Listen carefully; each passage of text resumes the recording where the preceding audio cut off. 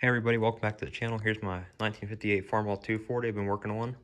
This is my latest project, so this one's the 551th made, and it has the optional fast hitch, rear wheel split weights, it even has the 3-point top link adapter, so you can put in two 3-point arms into the fast hitch coupling, and you can run 3-point implements with it. This toolbox is not original, but we're trying to do an original restoration on this tractor, make it look like it did a couple years ago when it used to run good, and bring it back a little bit, bring back the paint on it. We're not doing a full restoration like my 300 over there. Here's the hood, and this is what the whole tractor is going to look like when we get it done. I sanded the hood with 600 grit, 1500 grit, and then I clear coated it. I started to do it with the front nose a little bit. It's still a little bit wet, but and you can see up on the dash where we started doing some stuff right in there. So this tractor has 2 hydraulic remotes and has the lift for the fast hitch. It has a 4-speed transmission, and this has the updated fast hitch on it, so it has the lift rod handle on this side for lifting the pins out for the fast hitch. Typically it's over here, but this is updated from the cable style instead of the rod. These are fairly rare tractors, only around 3,500 of them made.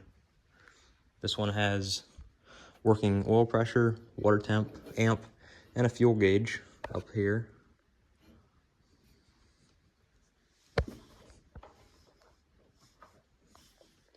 Has 2,207 original hours.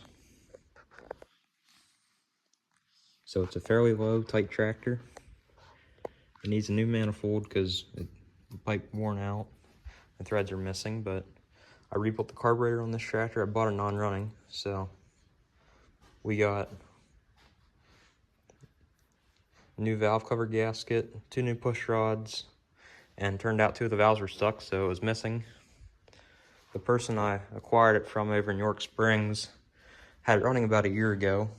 His grandfather bought it second hand at a local farm auction, and the guy had a mechanic out to get it running again. Turns out they put it 180 degrees at a time, so I had to switch the timing on it and fix that. I had to tear the valve rocker arms off, adjust the valves, put new push rods in it, and I'm going to have a video up here soon about replacing the manifold on it. We got a new muffler for it. It's an IH Steiner Restoration Series muffler.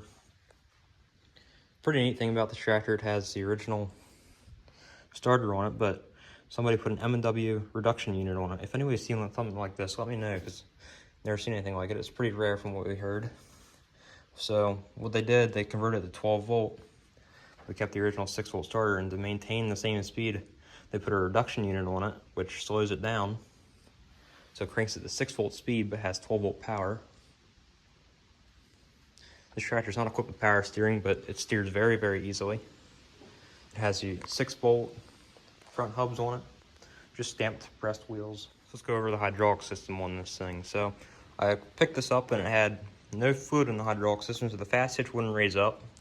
And turned out they ran it dry because this hose right here was leaking, so we had to get a new crimp put on this end, and we had to get a custom made fitting on there. They had to braze a connector onto it so it would be replaceable, because originally these are solid lines. Well, they're not solid, they have the rubber piece on them, but it's a solid connection and you can't remove it. So it ended up burning the part of the pump up, so we had to get it resealed and had to get it shimmed out a little bit because of the wear. But now fast hitch was a little bit of back history on the 240. So the 240 started out as the Farmall C. So the Farmall C shares the same rear end, axles, actually the same engine, except this one's bored out a little bit. This is a C123. I believe the C was a C113. It has the same tunnel. Only difference is this has an upgraded hydraulic system on it. So the hydraulic system is actually underneath the fuel tank, and the rear seat's a little bit different because it doesn't sit up high, but They lowered the seat down, put a toolbox here. So the stages of these tractors were started out with the C, then it was a Super C, 230, 240, and then here we have a rare example of a 404. The 404 is the last version of that platform. This has a C135 engine in it. Same transmission tunnel, same axles, but this one has an upgraded hydraulic system as well, but it's different than this one. This hydraulic system is all underneath the fuel tank. This one's all underneath the seat. These could be equipped with a 3-point or a fast hitch, but the 3-point's more common on the Farmalls. International 404s are they're everywhere on Facebook and stuff, and the 240 Internationals are too, but both the Farmall versions are kind of hard to find. So we're picking up a couple of these tractors just to make sure, get them running, and has a restoration product from FFA. This has a deluxe seat on it too. But there's very similar tractors, except you can see also here's the hydraulic system. It has an inline filter in it, and the pump's a little bit different. The pump on the 240 is a Thompson, and I believe the 240 or the 404 has a Cessna, but you can, or a Pico, but you can see the pump there, and then you trace it back, and the filter's inside of here actually, so it's a little bit harder to change out on this one, but not too bad. All the sheet metal is almost the same, except these rib panels, and the hood has a different hole for the exhaust and air cleaner, because this one has the high-rise air cleaner and pre-cleaner. But both 12 volt. This one's originally 6 volt. They have split rear weights on both of them. So this will be a good tractor when we get it all sorted out. Like I said, we're just going to do an original restoration on it, get everything working as it should from the factory, and wet sand the tractor and clear coat it all. We're going to a tractor show with this 240, the 404, my 57 Farmall Cub, the 1942 John Deere H, the 1955 Farmall 300, possibly the 1967 Farmall 424, and my friend's bringing his Oliver 77 and a John Deere B. So I'll try to get a video of that here soon. It'll be on Saturday.